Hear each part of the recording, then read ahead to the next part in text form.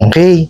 So, kagaya po nung sinabi ko nung nakaraan, yung mga na-revoke ang license before, nagpalit lang po ng pangalan. Tama po? So, pagka chinek nyo po sila, kung let's say for example, yung dati niyang pangalan is Boss Rai Lending. Okay? Na-revoke. Pinalitan niya ng Rai Boss. Okay? Hindi na ho siya po pwede na mag-transact through online. Bakit? Okay? Bukod ho sa revoke na siya. Okay? Ang pangalawa ho, kasi hindi naman ho siya kasama dun sa recorded online lending platform. May nagtanong sa akin, Boss Rai, nanood po ako ng vlog nyo kahapon. Re, dapat pa bang kausapin ang OLA na namamahiya? Ang tanong ko po, if ang OLA ay nasa list of lending companies siya, pero wala siya sa list of recorded online lending platforms, ito ba ay legit or hindi? Alright, napakagandang katanungan po nito, no? Pero bago natin siya sagutin, iimbitahan ko muna sana kayo na pakisuportahan po sana yung aking mga social media accounts sa YouTube, Facebook, and TikTok. Alright, napaka-interesante po nitong inyong ibinigay na katanungan po sa akin. Kasi ito yan, sasagutin natin, no? Ang tanong nyo kasi, ito ba ay legit or hindi? Okay. Tama naman ho kayo, no? Kasi ang isang OLA po kasi or isang lending, no, or financing, bago ho yan makapag-operate, dapat ho yan is meron niyang registered siya sa SEC. So dapat yan meron yan SEC registration number at saka po yung certificate of authority. Okay, yun po yung dalawang importante na meron, no, yung lending, financing, at saka yung bangko or even yung mga OLA, no. Okay, ngayon para ma-check nyo po yun, dapat nandun po sila sa list of lending companies or even pagka financing naman nasa list of financing companies, no. So dun nyo malalaman kung sila po ay registered or hindi.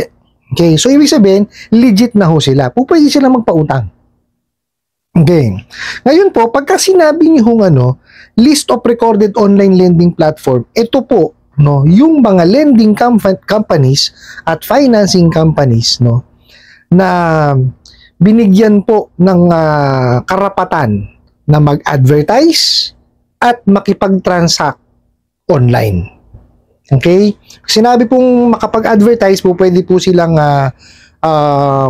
maglabas ng kanilang marketing, no, using the web and using their apps also. Basta online po pwede nilang gamitin yan. No, regardless yan kung apps or web ang gagamitin po nila. Okay?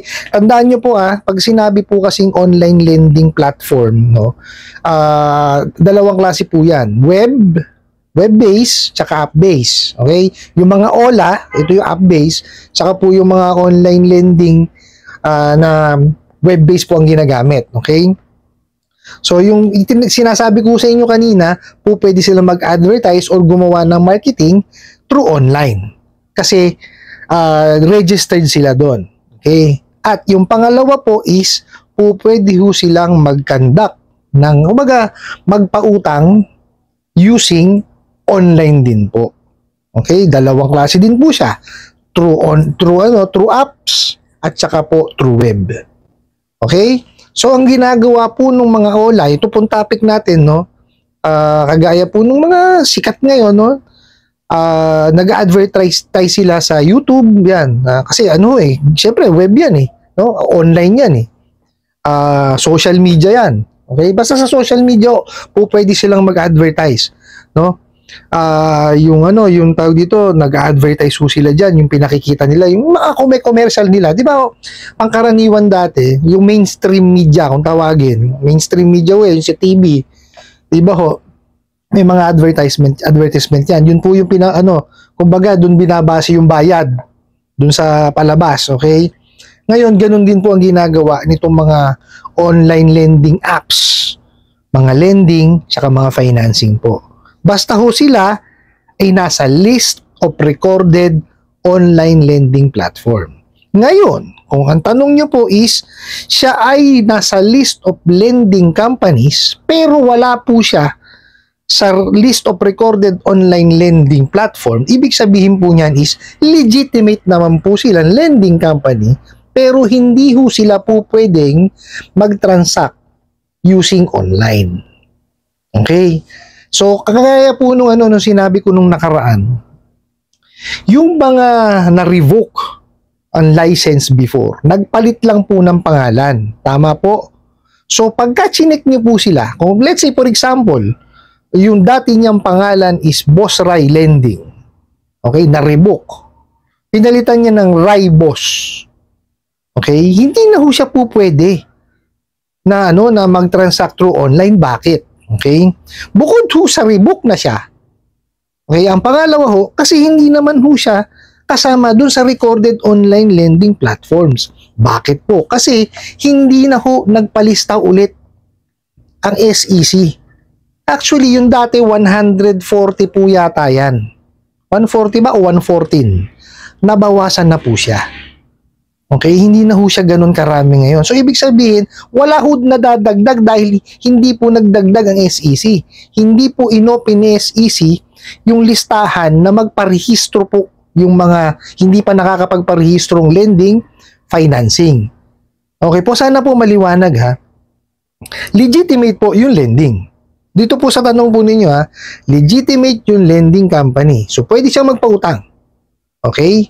Pero hindi ho siya pwedeng mag-transact through online. Magkaiba po yun. So, pwede siya traditional way. O, big sabihin, ang marketing nyo through flyers, ganyan. Tapos, hindi siya po pwedeng magpautang online. So, pupunta ho kayo ngayon sa kanilang branch para ho magkaroon kayo ng transaction. Pwede yun, telepono, o pwede yun. Okay, pero print ad, pwede rin po yun. Pero yung sabihin yung online, hindi ho po pwede. Okay, kasi kaya nga ang SEC is naglabas na kautusan before na kung sino ang gusto mag-transact through online, magpalista na. Okay, so ito po yun, yung list of recorded. Kaya nga po, listahan siya ng mga naka-record ng mga online lending platform. Ibig sabihin po, pwede silang makipag-transact using online. Regardless yan kung app-based or web-based. Okay po? So, pag sinabi ng makipag-transact, pwedeng magpautang at pwede silang mag-advertise. Okay po? Sana po maliwanag kasi may nagtanong pa ho sa akin yan, sa comment section, na bakit daw wala siya sa list of lending companies, pero nandun siya sa recorded online lending platform. So sabi ko, nag-reply ho ako na baka po siya is nasa list of financing companies. Kasi magkahiwalay ho yung listahan ng lending tsaka financing. Okay po, sana po hindi kayo malito kasi magkaiba po yung listahan ng financing tsaka po sa lending. Pero po yung listahan po ng recorded online lending platform, isa lang po siya, pinagsama-sama na po siya doon. Okay po? So, ang importante lang naman po dito is kailangan kasama siya sa list of financing companies, tsaka po dun sa list of lending companies, para po siya ay masabing legitimate na lending. Ibig sabihin, pwede siya magpautang. Okay? Dapat meron siyang tawag dito yung SEC registration number tsaka po yung certificate of authority. Okay? Actually nga ito pa yan na dapat tandaan po ninyo. Pagka po yan is kasama sa listahan ng list of online lending platform, yung pong SEC registration number tsaka po yung certificate of authority, dapat yan nakalagay po sa website kung web-based at tsaka po nakalagay yan dapat sa apps nila kung yan ay app-based. Dapat nakikita nyo po yun, dalawang numero na yun. Importante yun kasi para ma-check nyo sila kung sila ay nasa list of lending companies or nasa list of financing companies. Okay po, sana po maliwanag kasi medyo nakakalito sa una, lalo kung hindi naman kayo sanay or hindi naman kayo kumbaga involved sa ganitong klase ng industriya, talagang nakakalito Kagaya ng sinabi ko sa inyo, kanina, pagka yan, importante ho kasi dyan is nasa list of lending companies or nasa list of financing companies. So, ibig sabihin, pwede po sila magpautang. Ngayon, kung gusto po nitong lending or financing companies na to na makipag-transact through online, dapat po nasa listahan sila ng online lending platform. Okay po? Nililinaw ko lang humaigi kasi kung mapapansin nyo itong video ko pa ulit-ulit kasi po may mga ganong katanungan, nalilito po sila. No? Minsan, naghahanap lang dun sa list of financing companies pero lending pala hinahanap. Minsan naman, naghahanap po sa lending companies pero financing po pala hinahanap. Di po ba? So, para po maliwanag, ulitin ko, dalawa po yan. List of financing companies at list of lending companies. Okay? Pero po yung list of online lending platform, isa lang po siya. Kasama po doon ng financing at saka lending. Okay po? Sana po naunawaan po nila. I hope nasagot ko po itong katanungan na to at sana po yung makatulong. Maraming salamat po sa inyong walang sawang pagsuporta at panonood sa aking mga videos. Maraming salamat po sa inyong pag-like, pag-share, pag-comment at pagtatanong.